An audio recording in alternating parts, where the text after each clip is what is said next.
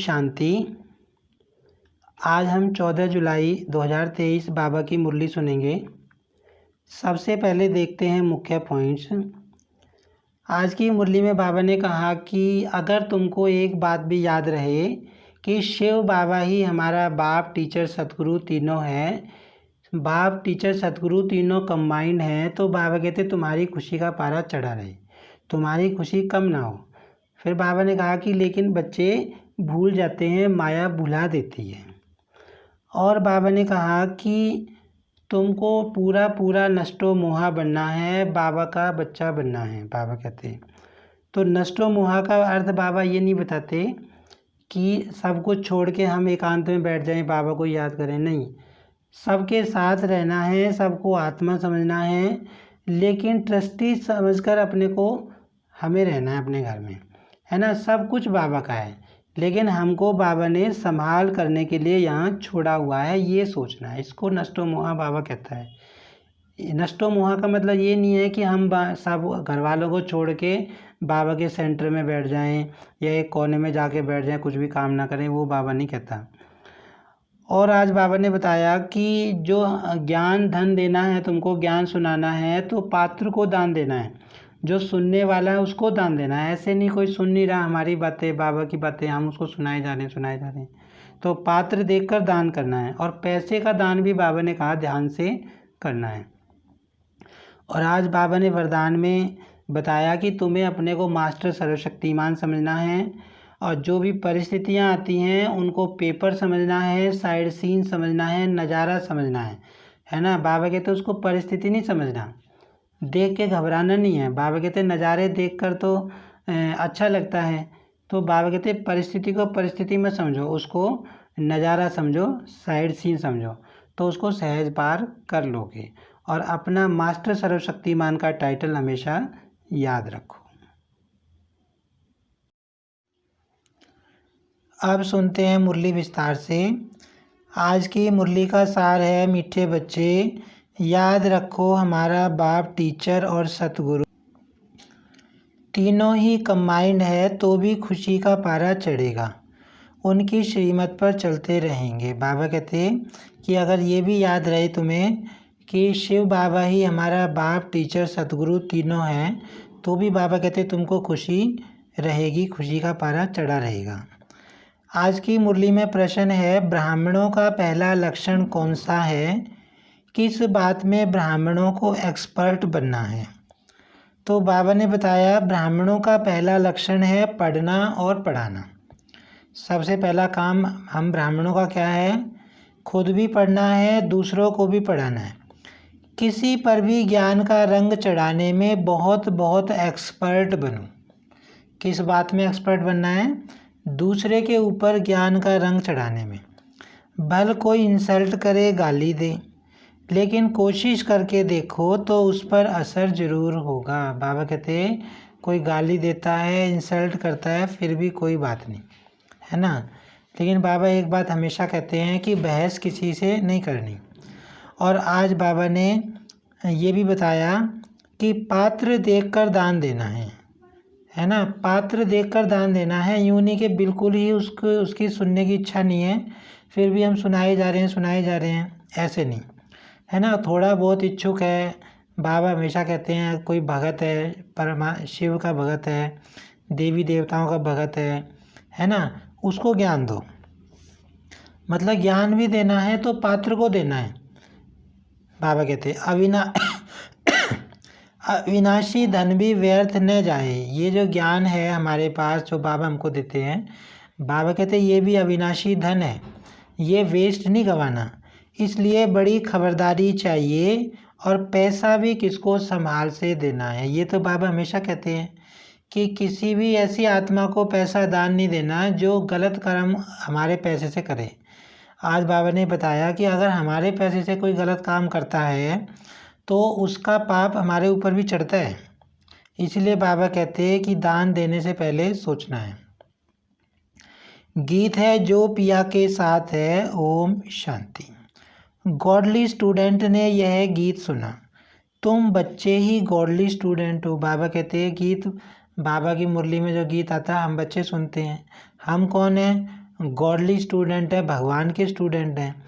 ऐसे नहीं कि सभी स्कूलों में गॉडली स्टूडेंट होते हैं, नहीं, वहाँ तो मनुष्य पढ़ाते हैं। गॉडली स्टूडेंट का जो सम्मान है वो हमको ही मिलता है, क्योंकि यहाँ पर ही हम भगवान के बच्चे हैं।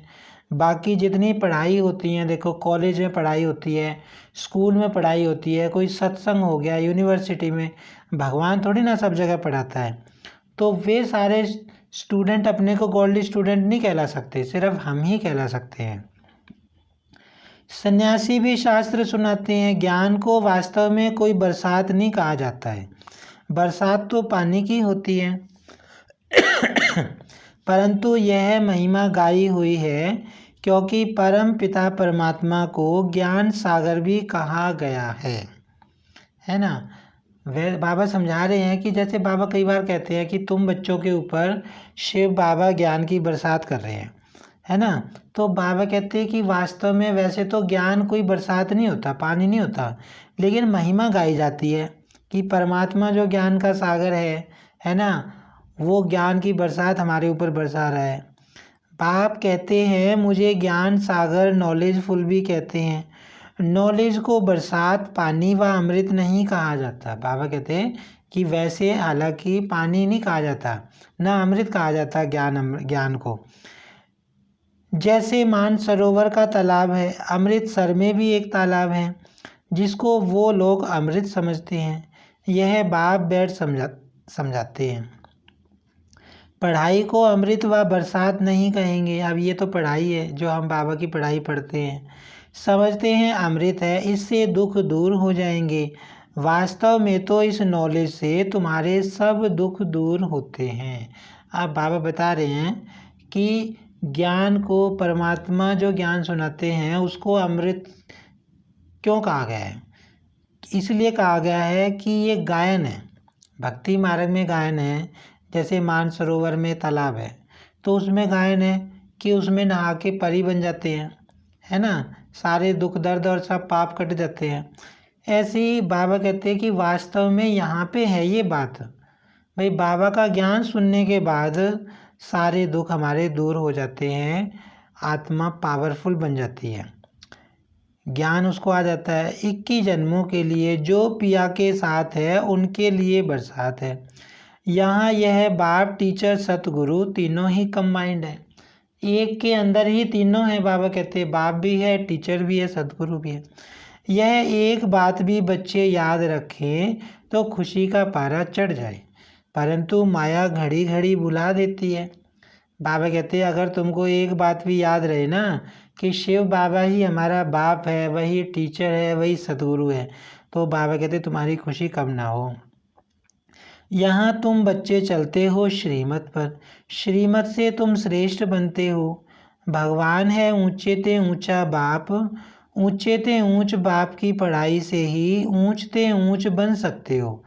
अब जो पिया के सम्मुख बैठे हैं सब स्टूडेंट हैं, यहाँ बैठेंगे, पढ़कर फिर अपने घर जाना है। दिन प्रतिदिन स्टूडेंट तो बहुत हो जाएंगे। बाबा कहते जैसे जैसे टाइम आगे जाएगा, ये मुरली कब की है, बहुत पुरानी है, तब बाबा ने कहा था कि स्टूडेंट बढ़ते जाएंगे, बाबा के बच्चे बढ़ते जाएंगे, और अभी देखो कितने बच्चे बाबा के हो गए हैं। अगर सभी को एक ही घर में साथ रखे तो कितना बड़ा मकान चाहिए। पूरी दुनिया में बाबा के जितने बच्चे हैं उनके लिए एक मकान भी नहीं बनाया जा सकता, एक मकान में नहीं आ सकते सारे। सारा आबू मकान बना दें तो भी पूरा नहीं होगा, पूरे आबू पे भी मकान बना देना तब भी बाबा के बच्चे पूरी दुनिया के उसमें समा नहीं सकते। कितने सेंटर्स हैं, अभी तो अर्जुन थोड़े हैं, इससे भी 1000 गुना जास्ती होंगे। बाबा उस टाइम की बात बता रहे हैं कि अभी तो थोड़े सेंटर हैं और अभी तो बाबा कहते हैं 1000 गुना सेंटर बढ़ जाएंगे। और आज के टाइम पे हर कस्बे में, हर शहर में बाबा का सेंटर मिलेगा, गांव में गीता पाठशाला मिलेगी। 1000, 2000, 5, 7000 भी सेंटर्स हो सकते हैं। फिर घर घर में यह ज्ञान गंगाएं ज्ञान की वर्षा करेंगी। बाबा कहते हैं घर घर में ज्ञान चलेगा बाबा का। इतने ढेर बच्चे हो जाएंगे, जहाँ तहाँ देखो सेंटर्स खुलते रहते हैं। कोई गीता पाठशाला नाम रखते हैं, कोई ब्रह्मा कुमारी ईश्वरीय विश्वविद्यालय नाम रखते हैं। वास्तव में ब्रह्मा कुमारी नाम रखने से डरना नहीं चाहिए। कई बच्चे डरते हैं कि बीके नाम देख हंगामा न कर दें, इसीलिए गीता पाठशाला नाम रख देते हैं। अभी तो इतना विरोध नहीं होता, लेकिन 20-30 साल पहले बीके नाम सुन के भी हंगामा हो जाता था, है ना। लोग अच्छा नहीं समझते थे बीके को। अब इतना विरोध नहीं होता। तो बाबा कहते हैं कि ब्रह्मा कुमारी नाम रखने में डरते हैं बच्चे। गीता पाठशाला अक्सर तो कॉमन है, समझते हैं कोई विघ्न ना पड़े, इसीलिए बीके नाम बदल दूसरा रूप दे देते हैं। वास्तव में तो बात एक ही है। अंदर घुसने से चित्र आदि देख झट समझ जाएंगे, यह तो वही बीके हैं, इसीलिए नाम बदलने की ऐसी ज़रूरत नहीं है।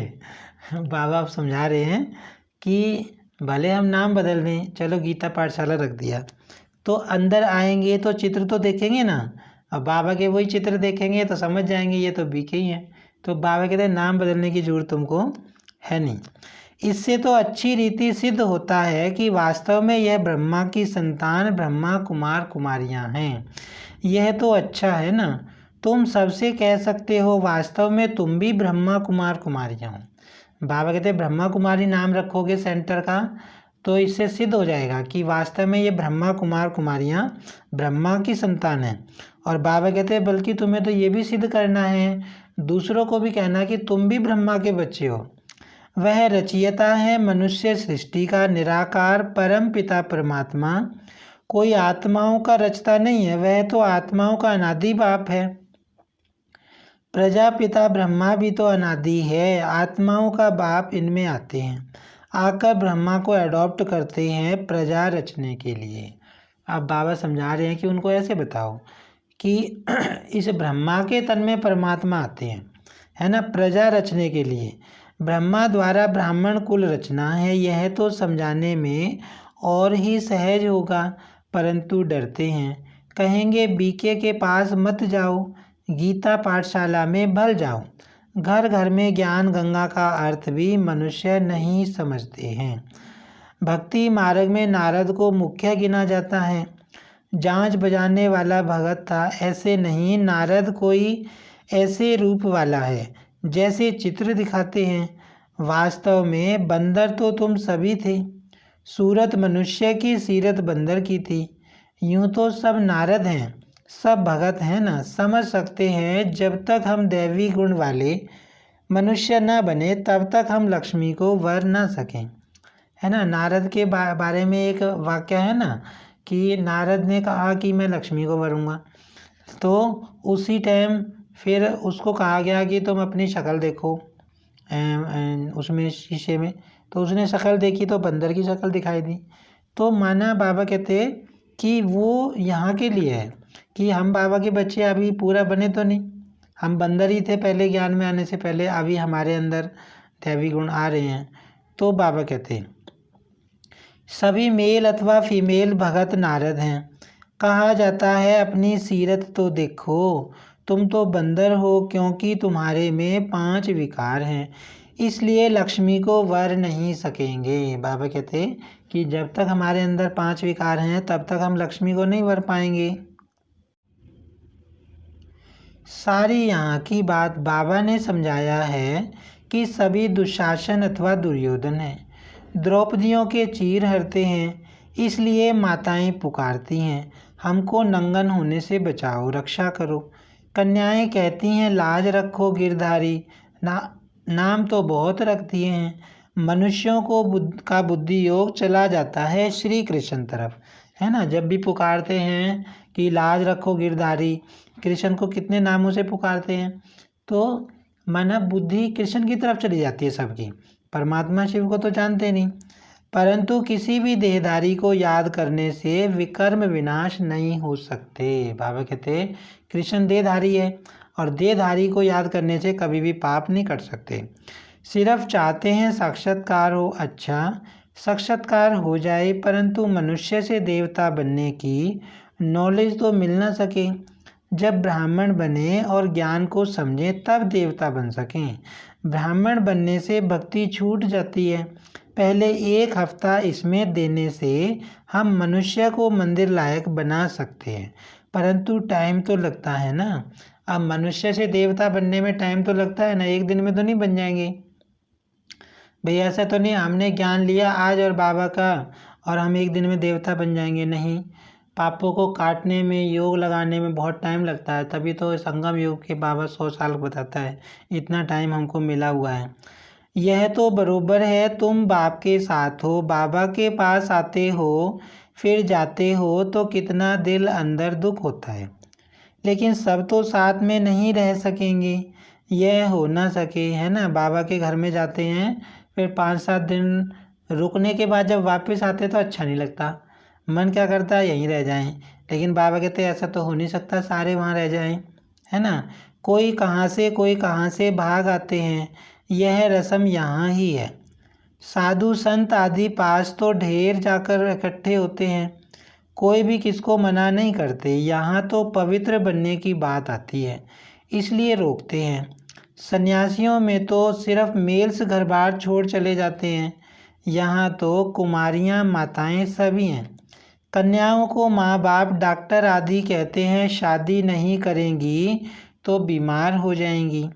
उनको समझाना चाहिए, अरे सन्यासी कितने बनते हैं, बहुत छोटे छोटे ब्रह्मचारी वहाँ रहते हैं, फिर वह ब्रह्मचारी तो कभी बीमार नहीं होते, यहाँ क्यों बीमार होंगे। शादी बिगड़ तो ढेर रहते हैं, सन्यासियों के ऊपर भी कोई केस कर ना सके। कभी कोई स्त्री उनसे घर खर्च नहीं मांगती है, वह तो भाग जाते हैं। स्त्री खर्च कहाँ से लाए, फिर आसपास वाले लोग उनको संभाल लेते हैं, है ना। बाबा बता रहे हैं कि इस दुनिया में किसी को वैराग्य आ गया, है ना, ज़्यादा दुख तकलीफ़ है या मतलब मेहनत नहीं कर पाते तो छोड़ के चले जाते हैं, है ना, सन्यासी बन जाते हैं। तो बाबा कहते हैं फिर जो अकेली स्त्री रह जाती है, बच्चे रह जाते हैं, वो तो खर्च पानी नहीं मांगते उससे सन्यासी बनने के बाद, है ना। गरीब जास्ती भागते हैं, दुखी होते हैं तो फिर वैराग्य आता है, दुखी हो जाते हैं तो वैराग्य आ जाता है इस दुनिया से। तुम भल दुखी थे, परंतु वह वैराग्य की बात नहीं, तुमको तो पहले हथेली पर बहिष्ठ दिखाया जाता है। बाबा कहते यहाँ वैराग्य की बात नहीं है, यहाँ तो हम बाबा की श्रीमत पे चलते हैं, है ना, बाबा के बनते हैं तो उसके बदले में हमको स्वर्ग मिलता है ना। पवित्र बनने बगैर वैकुंठ कैसे जा सकेंगे, बहादुर बनने चाहिए, इसीलिए ही शिव शक्ति सेना नाम है। शिव बाबा साथ योग लगाने से शक्ति मिलती है। ज्ञान की धारणा होने के बाद फिर समर्पण होना है। ज्ञान की धारणा नहीं होगी, नष्टो मोहा नहीं होंगे तो माया आकर पथकाएगी। शादी करने की दिल होगी तो फिर सारा ब्रह्मा कुमारियों का नाम बदनाम हो जाता है। पहले नष्टो मोहा बनना पड़े। तुम लोग इतने भट्टी में रहे तो भी कितने नष्टो मोहा नहीं बने, याद आती रही। यहाँ से गए, मित्र संबंधियों का मुंह देखा और लट्टू हो बैठ गए, मोह ने घेर लिया। बाबा कहते नष्टो मोहा बनना है, लेकिन नष्टो मोहा बनना इतना आसान नहीं है। अब नष्टो मोहा बनने का अर्थ ये नहीं है, नष्टो मोहा बनने का अर्थ बाबा कहते ये नहीं है कि हम घर वालों को छोड़ के, उनकी जिम्मेवारियों को छोड़ के एक कोने में जाके बैठ जाएं और शिव बाबा को याद करते रहें। ये अर्थ नहीं बाबा बताता है नष्टो मोहा होने का। नष्टो मोहा होने का अर्थ बाबा क्या बताता है कि भले तुम घर में रहो। 2-3 दिन पहले भी बाबा ने मुरली में सुनाया था कि जो तुम्हारे घर वाले हैं, लौकिक घर वाले हैं, उनको आत्मा समझो, है ना। बाबा कहता है कि तुम ट्रस्टी होके रहो, घर में जो बाल बच्चे हैं, सब परिवार वाले हैं, अपना मत समझो उनको, है ना। क्या सोचो हम ट्रस्टी हैं, हमको देखभाल के लिए बाबा ने छोड़ा हमारा कुछ नहीं है, बस मन में सोचना होता है ना, सोचना होता है बस। ऐसे नहीं कि भी हम छोड़ के सबको चले जाएंगे और बाबा के घर में बैठ जाएंगे। बाबा ने आज ही बताया कि इतने सारे बच्चे अगर चाहें कि आश्रम में जाके रह लें तो रह भी नहीं सकते, है ना, तो वो कायदा नहीं है। एक मोस्ट बिलव्ड बाप के बन जाओ, कुछ भी हो जाए हम तो बाप की ही सेवा पर रहेंगे। कहा जाता है ना, चढ़े तो चाके बैकुंठ रस, गिरे तो चकनाचूर। ऐसे नहीं है कि छोड़कर आ जाएं फिर मोह सताए, है ना। बाबा कहते हैं कि तुमको पक्का बनना है ना। ऐसे भी नहीं कि हम सेंटर पे जाके रहने लगे और फिर घर वालों की याद हमें सता रही है। ऐसे बहुत सन्यासी लोग जाकर फिर वापस लौट आते हैं। सन्यासी घर में वापस आए तो आसपास वाले निरादर करते हैं, समझते हैं यह काम के लिए भागा है।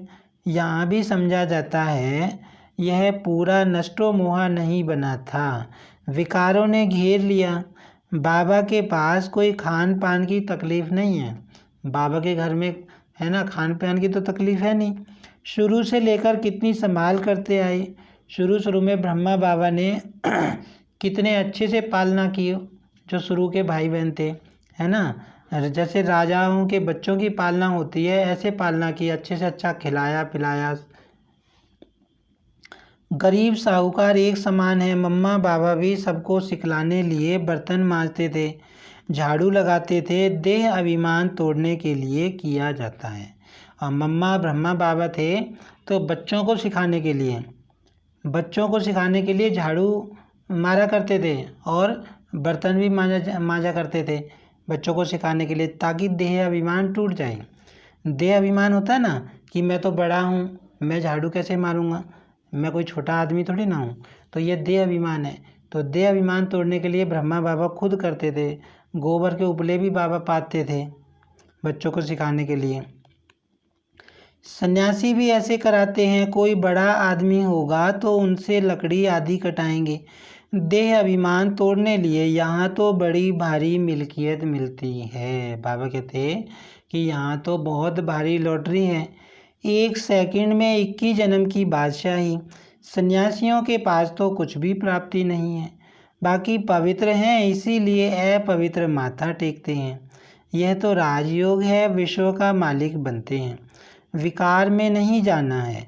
मीरा भी पवित्र रहना चाहती थी ना, वह तो भक्ति मार्ग में थी, कृष्ण का दीदार करती थी, उसकी दिल लगी कृष्ण से, तो भला वह विकार में कैसे जाएगी। सो भी 1 जन्म करके मीरा दूसरे जन्म में भी भक्ति मार्ग में गई हो, ऐसे भी कह सकते हैं। वह भक्ति मार्ग में गई क्योंकि अंतमति सो गति होती है। कृष्ण से दिल थी तो भगत ही बन जाएगी, परंतु भक्ति मार्ग में कुछ मिला तो नहीं। कल परसों भी बाबा ने मुरली में बताया था कि मीरा कितना पक्की भगत थी कृष्ण की, है ना। कृष्ण के लिए उसने लोक लाज त्यागी, समाज की भलाई बुराई सुनी। लेकिन बाबा कहते हैं उससे उसको मिला तो नहीं ना, वो बैकुंठ में तो नहीं गई, कृष्णपुरी में तो नहीं गई। कृष्णपुरी में जाने के लिए तो बाबा का ज्ञान सुनना जरूरी है, ब्राह्मण बनना जरूरी है। ज्ञान मार्ग में तो 21 जन्मों का वर्षा मिलता है। भक्ति भी पहले शिव की करते हैं, फिर देवताओं की। अभी तो देखो चूहे बिल्ली आदि सबकी भक्ति करने लग पड़े हैं। कृष्ण को छोड़ हनुमान गणेश आदि की भक्ति करने लग पड़ते। सतयुग त्रेता में भी कलाएं कम होती जाती हैं और भक्ति में भी कलाएं कम होती जाती हैं। अभी तो कोई काम के नहीं रहे हैं। बाबा कहते कलाएं ख़त्म हो गई हैं, कलयुग में कोई कला नहीं रहती। जब ऐसी हालत होती है तब बाप आकर समझाते हैं। जब ऐसी सिचुएशन दुनिया की हो जाती है ना, तब भगवान धरती पे आता है, बाबा आते हैं समझाने के लिए। आधा कल्प ऊंच चढ़ते, फिर आधा कल्प के बाद गिरना शुरू होता है। मनुष्य समझते हैं गिरना ही है, तो फिर ज्ञान लेकर क्या करें। परंतु ईश्वरीय नॉलेज बगैर मनुष्य तो कोई काम के नहीं। हम तुम क्या थे, कुछ भी नहीं। ज्ञान जरूर चाहिए, है ना, ज्ञान तो जरूर चाहिए। ज्ञान के बिना तो सदगति नहीं हो सकती। दुनिया में लोग गुरु करते हैं, ज्ञान के लिए ही करते हैं, ताकि हमारी सदगति हो जाए। शरीर निर्वाह अर्थ पढ़ते हैं ना, कन्याओं को भी आजकल शरीर निर्वाह अर्थ पढ़ना पड़ता है। आगे यह कायदा नहीं था। कन्याएं घर संभालती थी, बच्चे नौकरी के लिए पढ़ते थे। अब बेहद का बाप तुम बच्चों को पढ़ा रहे हैं। अगर सभी यहाँ बैठ जाएं तो फिर मित्र संबंधियों आदि को ज्ञान कैसे देंगे। देखो बाबा क्या कह रहे हैं कि सारे आके अगर सेंटर पे बैठ जाएंगे तो ज्ञान फैलेगा कैसे बाबा का।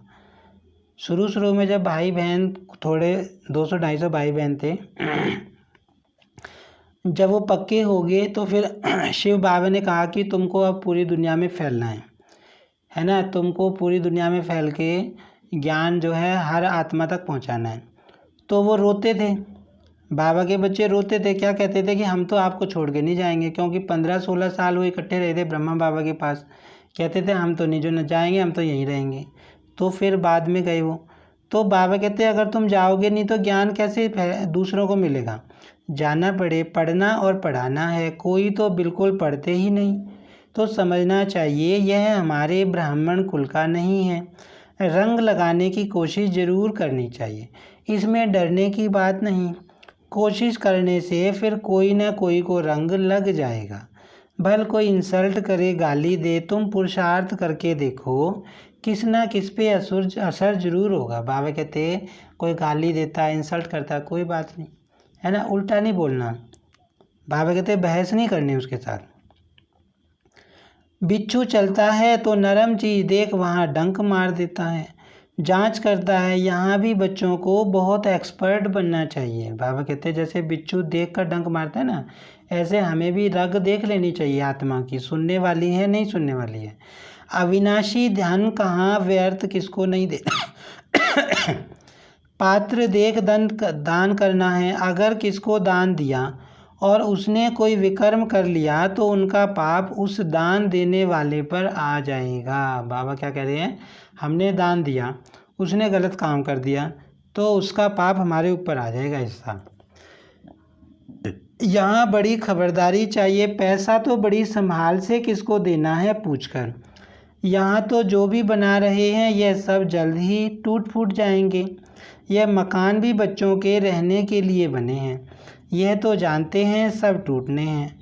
अर्थक्वेक होगी तो मंदिर आदि सब टूटेंगे, है ना। बाबा कहते लास्ट में विनाश होगा और भूकंप आएगा तो सब मंदिर वगैरह सब टूट जाएंगे। हमारी राजधानी में यह कुछ नहीं होगा, इस दुनिया की कोई भी चीज़ सतयुग में नहीं होगी, न अमेरिका रशिया आदि होगी। सिर्फ भारत खंड रहना है, यह तुम जानते हो।